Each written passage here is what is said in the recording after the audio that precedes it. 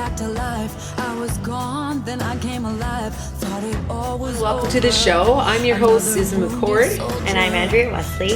Today we're going to talk about online dating because this seems to be what everybody's doing to get out and meet somebody. It's not changing anytime soon. There's newer platforms coming up with like Tinder and Cuddler. Yeah, I haven't heard about that one. So there's lots of different formats that you can use. But the biggest problem, I've had a lot of people write me about this lately, that they want to know, when is it time to take yourself off one of these online dating sites?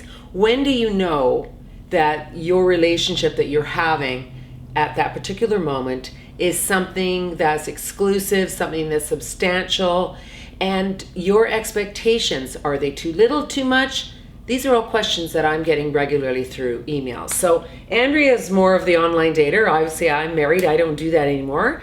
So we're going to let Andrea answer this question. That people get really addicted and into the habit of online dating. So, you know, you have to have the talk eventually to see where you're at, and, you know, kind of like a relationship check-in. Like, what has happened in the relationship? Have you met the family? Have you gone on trips together? Do you have your own drawer at their home? Yeah, do you have things at their place? Like, those to me are things that would signify that you should probably go offline, and you should not continue to date other people or talk to other people that you've met online. Okay, so what I'm hearing from the people that are writing me is what Andrea is saying is exactly what they've said, that all these things are sort of going in that nice little, you know, up the ladder, and it's working for them.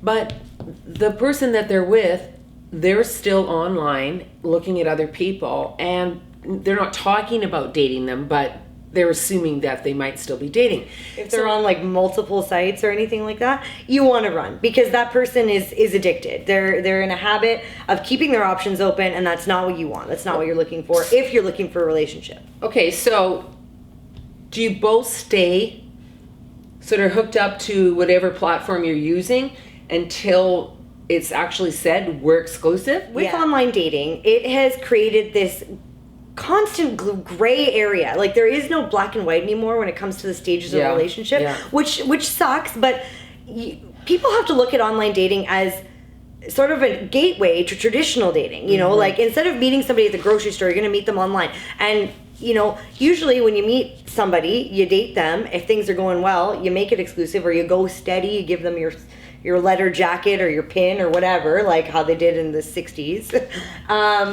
And that was it. Like, you know, like, you were together. But now, because the options are there. So what do you suggest that makes it not a gray area? What would you suggest? I suggest have the talk. Stop being afraid to have the talk. And if they're still pursuing other options and that's not what you want, run. Do you think the profiles are a problem? That maybe in your profile you should say, look, this is what I'm looking for. If you're into, you know, 25 dates. I have learned that you can't trust the profile. You can't trust the profile. But if you put that out in your own profile, then you can have the talk and say to them, okay, I'm sorry, this is going on long enough. Are you just having a run for your money here, or do you want to see me more often? I think that honestly it's come to a point, based on my experience and the experience of some of my girlfriends, it's come to the point now where it has to be very blunt. Like, if you go on a certain amount of dates with somebody and things are heading in a good direction, but you're not exclusive, or you know they're dating other people, you need to address that with them. You need to get that out of the way, because you're going to enter into a zone that will be in limbo. Well, okay, and the one thing I want to draw attention to before we end this is another sort of situation that I find happens a lot is it becomes sort of a one-sided situation. So, and this is the person's fault that's allowing it to be one-sided. You want to make sure that, first of all, things that are progressing are mutually progressing. So there's a progression between the two of you, you know, like somebody gives, somebody gives, somebody gives, somebody gives. There's an equal amount of give and take. Just because you're online dating and you've got a catalog of options more than what you've got in a grocery store doesn't mean that you should prolong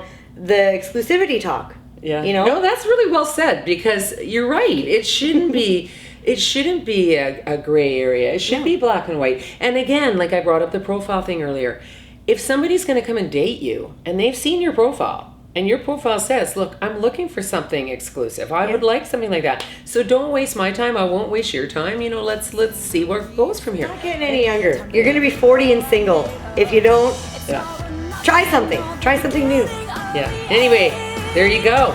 That's our view.